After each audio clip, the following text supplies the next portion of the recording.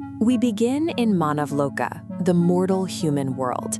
In Sri Lanka, a woman named Urmi lies under a tree, convulsing from relentless, violent seizures. Standing invisibly beside her are the Ashwins. These are the supreme twin gods of health, beings possessing such advanced medical knowledge they can revive the dead. Yet Urmi's condition completely baffles them.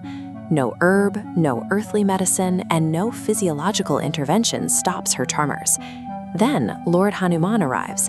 He looks past Urmi's biology and identifies a massive metaphysical wound bleeding over from a past life. To understand the diagnosis, we look at the soul.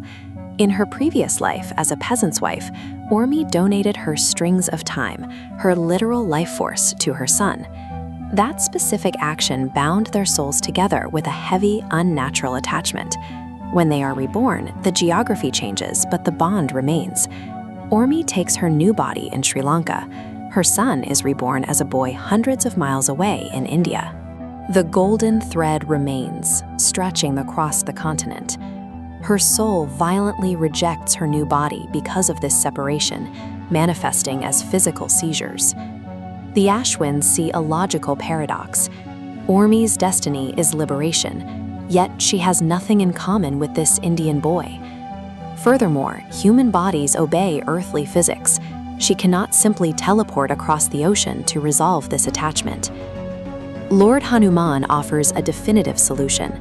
He promises to bypass earthly laws entirely, leading the twin gods on a cosmic journey to show them how to perform surgery on the soul itself.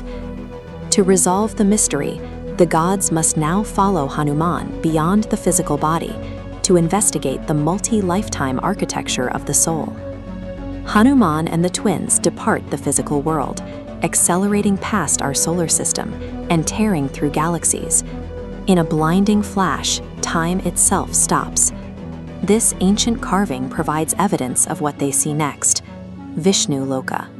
This surreal realm sits completely outside the boundaries of the physical universe.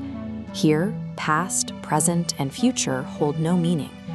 At the absolute outermost layer of reality lies the Muktisagara. It is an infinite ocean made entirely of pure white fluid. Liberated souls reside in this vast ocean, existing without physical forms. Every possible desire a soul could ever have is already perfectly fulfilled within the fluid itself.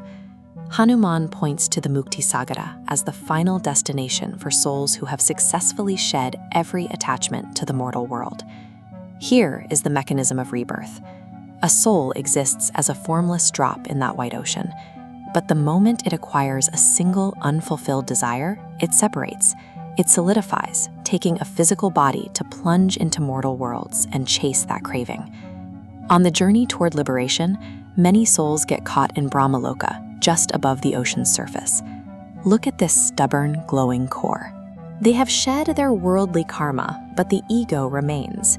Until they destroy this core identity, they cannot dissolve back. Back on Earth, Urmi is still paralyzed by her soul's distance from her son.